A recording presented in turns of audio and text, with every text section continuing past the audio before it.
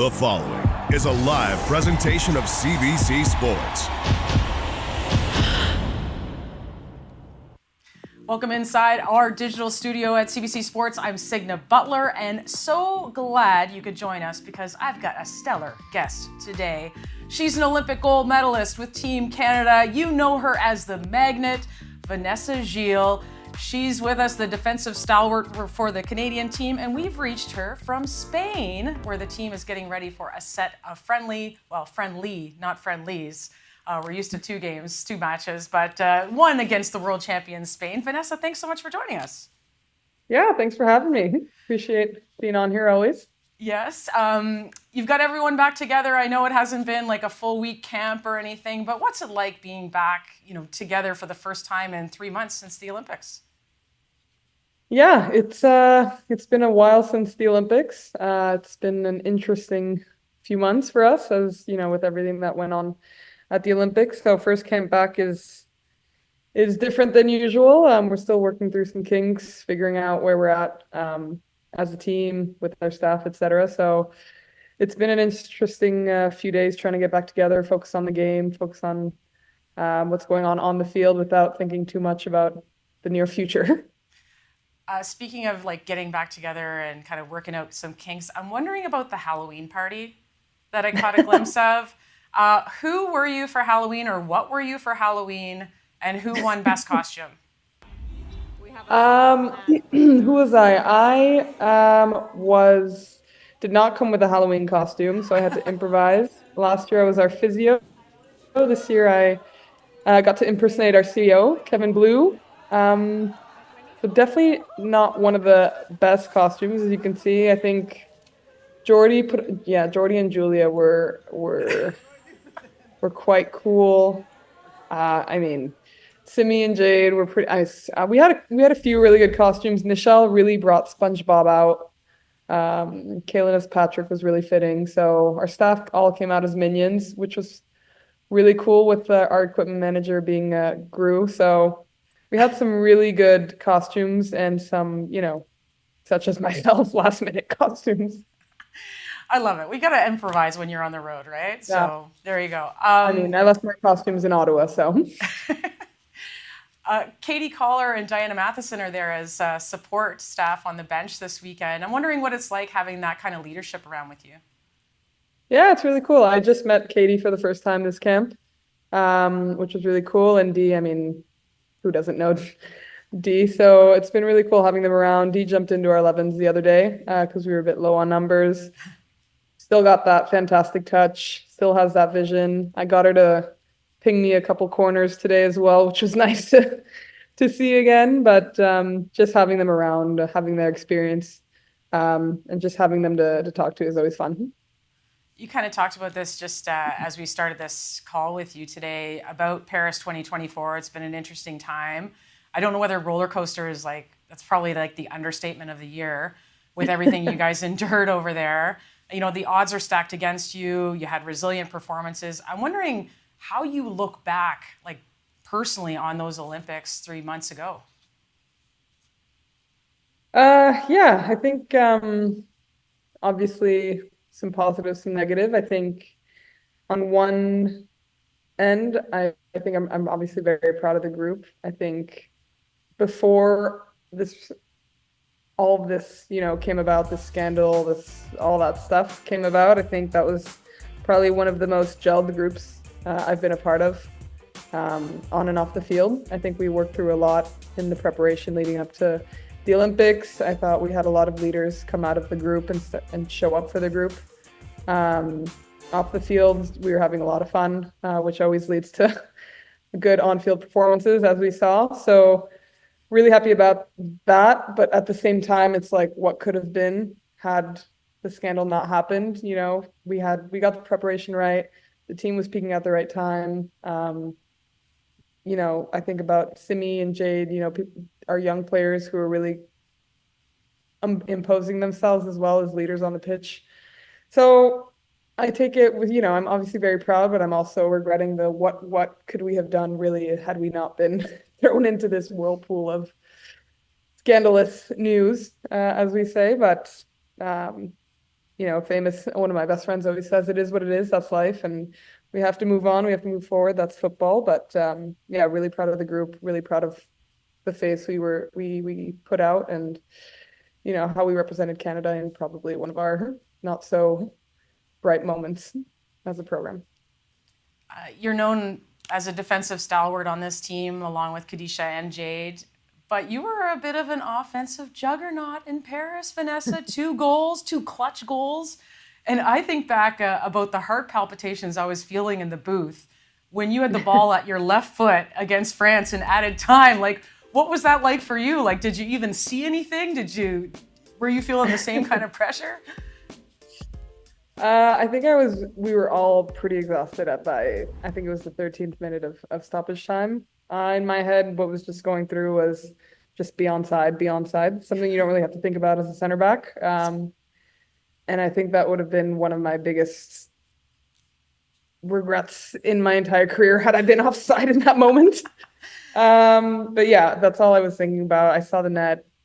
I just kept repeating, frame it, frame it, frame it, and thankfully it went in. But you also have to think about all the hard work that came about before that moment. Like I said, we were exhausted, but looking back 10 seconds, 20 seconds before the actual goal, it was kind of like a build up to it, that clutch moment. And I don't know, I'm really proud of the way that goal came about, because it wasn't just one kick. It was like a whole culmination of getting the ball back, working across, getting it up, getting the clutch goal from Jordan. You know what I mean? So what went through my mind? Not much other than stay on side, but after the moment, just relief and pride.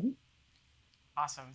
It was a moment that Canadians remember. And I know Canadians also remember just that, you ended up being like one of the faces of the games, not just for soccer. I mean, faces of the games, the galvanizing post-game speech, which many people compare to Phil Esposito in the Summit Series in 1972. Have you had a chance to process all of this since you've been back with your professional team? Yeah, process. I mean, yeah, it was really hard at first, I think, for a lot of us.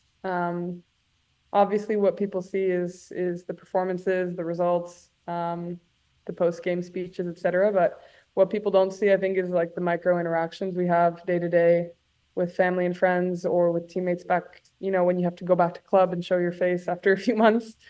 I think it was really hard for a lot of us, because although we didn't have anything to do with a lot of it, we also had to answer a lot of questions for a lot of people. And maybe like the sly jokes people think are funny, or the little comments, because I mean, everybody was aware of what had happened, unfortunately, both on and off the pitch. People who don't watch football, people who don't watch the Olympics, only focused on maybe that one thing. So processing took a lot of time for a lot of us. I think having that big turnaround between the Olympics and camp was good for a lot of us in terms of processing. But yeah, a lot of us are back in the swing of season. A lot of us have had time to kind of get through that, and kind of work through our different emotions, and kind of put that behind us. I think a lot of friends and family and teammates and fans kind of have realized how affected we were by those comments and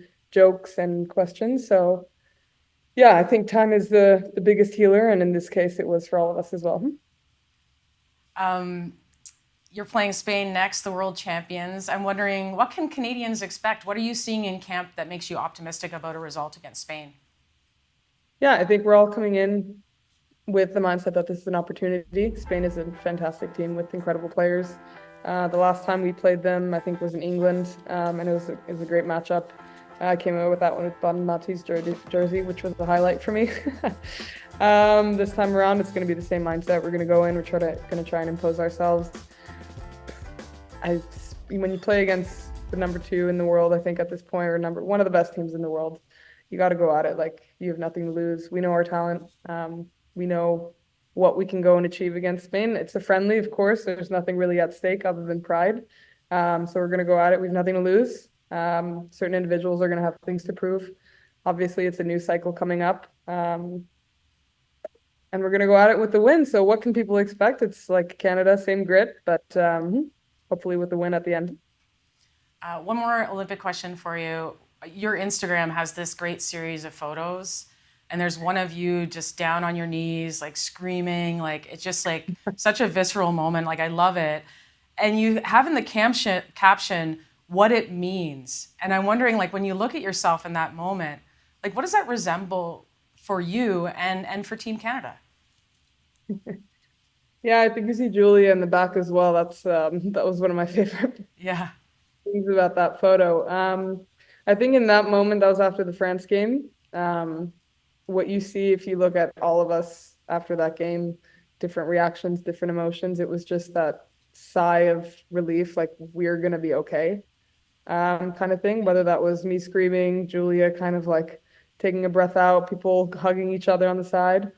At the end of the day, you're kicking a soccer ball. Like when you think about it, it's just a sport, but the effort and the time and the emotion, and you really put yourself into what you're doing. You put your whole being, like I said, into kicking a soccer ball.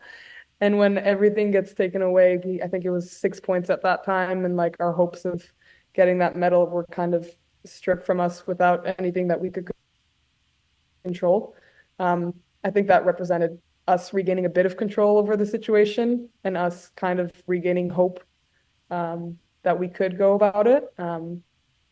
Yeah. So what it means is just different things, for us all. Like I said, the emotion, the hope, that sigh of relief, the passion behind it, and the pride. I think the pride really to come away in that difficult moment with 3 points. Okay, I'm giving you a whiteboard now, and I want you to like think about what you would write down as like a short-term goal for yourself, for like club and country, and maybe a long-term goal for club and country before we go. Ooh. Well, short term for me would be to beat Roma in 3 weeks. That'll be a good one for me. We gotta get to play Evelyn, which will be fun. A little rivalry. The last time we were pitted against each other was at pickleball this summer. So that'll be a good one. Long term, I'm gonna go this year. Unfortunately, we don't have any tournament this summer with Canada, so I'm gonna go with winning that ultimate club trophy. Champions League with Leon would be incredible. Awesome. Good luck with that. Good luck against Spain. Thanks so much for joining us, Vanessa, and enjoy the moment with this team who's been through so much over the last 3 months. Thank you. Appreciate it. Thanks for having me. And make sure you tune in to cbcsports.ca for the results of Canada's game against Spain. That's all from here inside the digital studio. Signa Butler signing off, and thanks to Vanessa Gilles for joining us today.